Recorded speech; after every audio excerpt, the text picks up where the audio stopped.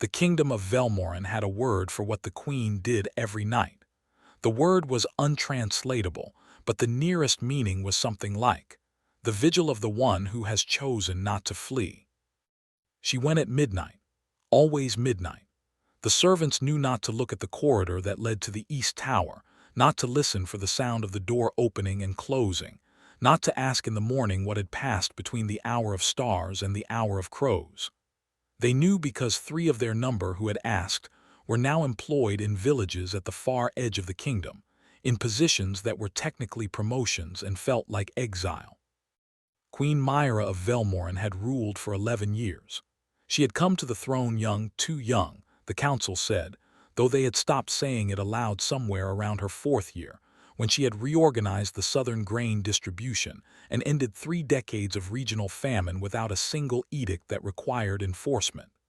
She governed the way water shapes stone, without announcement, without violence, and with a patience that outlasted opposition. What no one in the kingdom knew, what she had kept from her council, her advisors, her ladies-in-waiting, the ambassador from the Northern Alliance, and every spy the neighboring kingdoms had sent across her borders, was that the creature in the East Tower was not her prisoner. He was her teacher. His name was Vale. He had lived in the tower for longer than the kingdom itself had existed, and he was not what the old stories called him. He was not a predator. He was not a demon. He was something the human vocabulary did not have a ready category for. An observer of centuries, a collector of patterns, a being who had watched every human civilization in this part of the world rise and hollow itself out and fall, and who had, 11 years ago, looked at a 19-year-old girl sitting in a dead king's chair and seen something he had not seen in 400 years. He had seen someone who wanted to understand, not merely to rule. She climbed the tower stairs now as she had climbed them 1,000 times before. Her candle made the old stones flicker. The door at the top was heavy iron, unlocked from the inside. He always unlocked it before she arrived, which she had asked about once, and he had said simply that he could hear her heartbeat on the second landing. "You are troubled," he said, before she had set down her candle. "I am always troubled at midnight," she said. "That's why I come." He was seated by the window, as he often was. He did not look like the woodcut illustrations she had found in the Royal Library when she was 12 years old and first learning that there was something in the East Tower that had been there before her grandfather's grandfather was born. In the illustrations he was monstrous, vast wings, teeth, the posture of a thing designed to terrify. In person he was simply tall and still, and old in a way that had nothing to do with the surface of his face. His eyes were the color of water over dark stone. He looked at her the way she imagined an archivist looks at a manuscript they have spent their life translating, with complete attention, and something that was not quite tenderness but lived in the same neighborhood. "The council," she said, pulling the second chair close to the window. The night air came through the open stone like cold water. She had stopped minding the cold years ago. "They want me to sign the Verk Accord." "I know. You know because you've seen it before." 17 times, he said. "In this kingdom alone, under 8 different names. It is a document that appears to settle a border dispute and actually transfers mineral rights in perpetuity to whoever paid for the ink." She looked at him. "And you didn't warn me." "I am warning you now. You could have warned me 3 months ago when Lord Castle first proposed it." "You would not have believed me 3 months ago," Vale said. "You would have thought I was steering you toward my own interest. You needed to read the document yourself and feel the shape of what was wrong with it before the warning would be useful." She sat with this for a moment. Outside, the kingdom was dark and sleeping. Somewhere in the eastern hills, farmers were turning in their sleep toward morning. The grain she had redistributed was in their granaries. The roads her engineers had repaired were under their feet. The peace she had maintained by being very careful about what she signed was holding. "Is this how you've always done it?" she asked. "With all of them, waiting until they were ready to hear?" "With the ones worth teaching," he said. This was not a compliment exactly. It was an observation. She had learned over 11 years to receive his observations as the data they were, and not to read warmth into them that wasn't there, and not to miss the warmth that was. What was wrong with the others, she said, the ones who weren't? He turned from the window and looked at her directly. They wanted the answer, he said. They did not want the understanding that leads to the answer. An answer can be given. Understanding cannot. She thought about this on the walk back down the stairs.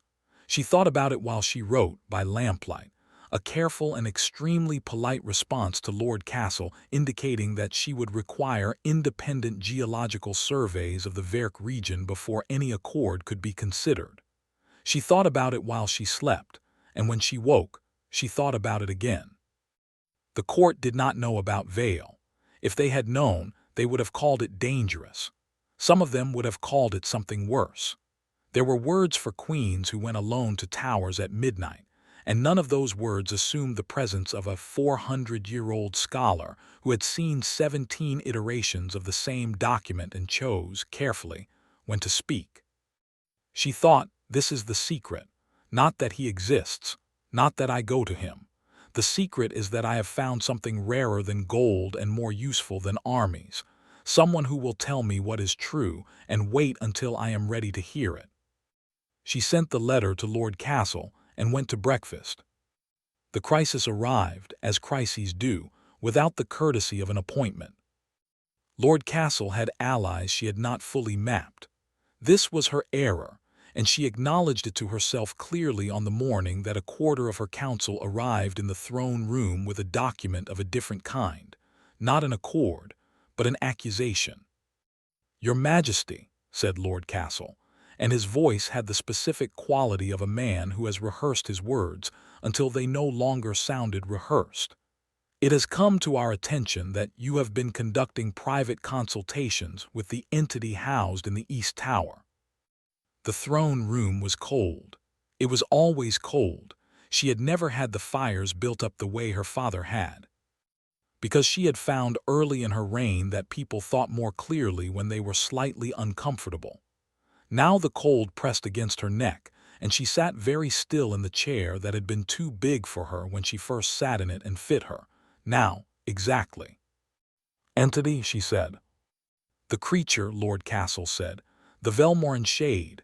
The thing your grandfather imprisoned and your father chose, unwisely in our view, to maintain." He paused. "We have a witness." She looked at the figure beside him and recognized, with a specific quality of disappointment that was almost scientific, one of her junior footmen. He was 22. He had a family in the Eastern District. She had approved his appointment herself. "Elson," she said. He did not look at her. The accusation was, technically, several accusations layered over each other like sediment. The consultations with an unnatural creature. The secrecy. The suggestion, Lord Castle was careful to call it only a suggestion, that her rejection of the Verk Accord had been motivated not by independent judgment, but by the guidance of something that was not human and therefore could not be assumed to have the kingdom's interests at heart. She listened to all of it. She did not interrupt. She had learned, from watching Vale across 11 years of midnight conversations, that the person who speaks second has an extraordinary advantage over the person who speaks first, because the first person has already shown you everything they have. When Lord Castle finished, she said, "How long have you been paying Elson?" The room was very still. "Your Majesty." "Not a complicated question," she said. "Elson has been in my household for 3 years. For how many of those years have you been providing him a supplementary income in exchange for information about my private movements?" Lord Castle's face moved through several calculations. "That question is not relevant to." "It is the only relevant question," she said. "Because if the answer is 3 years, then you have been investigating your queen for 3 years without bringing a single concern to the council table, which means this is not about the creature in the tower. This is about the Verk Accord, and the Verk Accord is about the minerals." She stood up.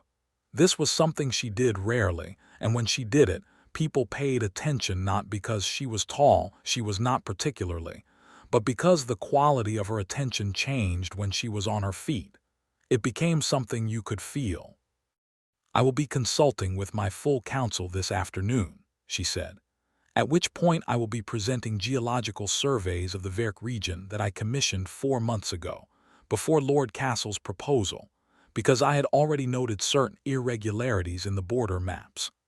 I will also be presenting documentation of 3 payments made to Elson of the Eastern District from a trading company in which Lord Castle holds a majority interest."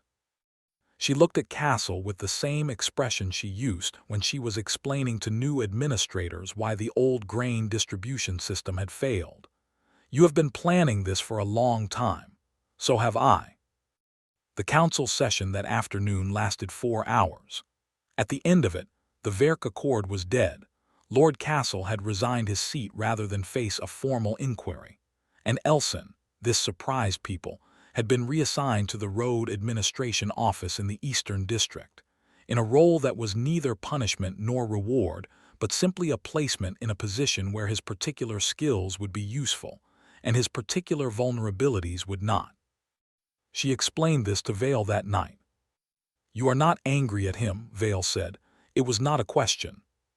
"He has a family," she said. "He needed money. Someone offered it to him, and the offer was shaped to look harmless.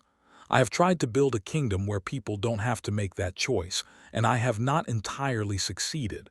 Punishing him for the failure would be punishing the symptom." Vale was quiet for a long time. The night was very dark. A wind had come up from the eastern hills, and it moved through the tower window and smelled like the coming cold. "In 400 years," he said, "I have watched 11 rulers make the same mistake with the same type of betrayal." "What did they do?" "Some executed, some exiled, some imprisoned, some forgave publicly and punished quietly." He paused. "None of them put the person in the road office." She looked at him. Was that the right thing, the road office? "I don't know," he said. "I have never seen it tried." She sat with this for a moment. The candle between them was burning low. In a few hours the crows would start, and then the servants would start, and the kingdom would begin its morning arrangements. The granaries were full. The roads were being repaired. The Verk minerals would remain in the ground until someone came to the table without a hidden clause. "Vale," she said. "Yes. When I am gone, when I am old and gone, and there is someone else in the chair, will you teach them?" He looked at her for a long time. His face was very still. She had learned to read the stillness the way you learn to read a landscape, by the variations in it, the places where it deepened or shifted. "That depends on them," he said finally. "On whether they want the understanding," she said. "Yes." She stood and took her candle.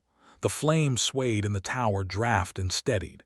She looked at the creature who was not what the old stories said, in the room that the kingdom thought was a prison, and she thought, "The secret is not that he is here. The secret is that I have been learning." She walked down the stairs into the dark. In the morning, she called for the maps of the eastern roads and asked how long the repairs in the lower districts were expected to take. And the engineer said 4 months, and she said make it 3. And nobody asked her how she had known, before anyone told her, that the southern bridge was weakening. Some things in Velmorin simply worked. The people who lived there could feel it, the way you feel the difference between a house that is cared for and one that is merely inhabited. They did not always know why. They did not always need to.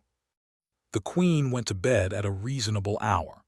At midnight, as she had done for 11 years, she rose, lit her candle and climbed the stairs to the east tower, where someone who had seen everything waited to tell her, carefully and at exactly the right moment, what he had seen.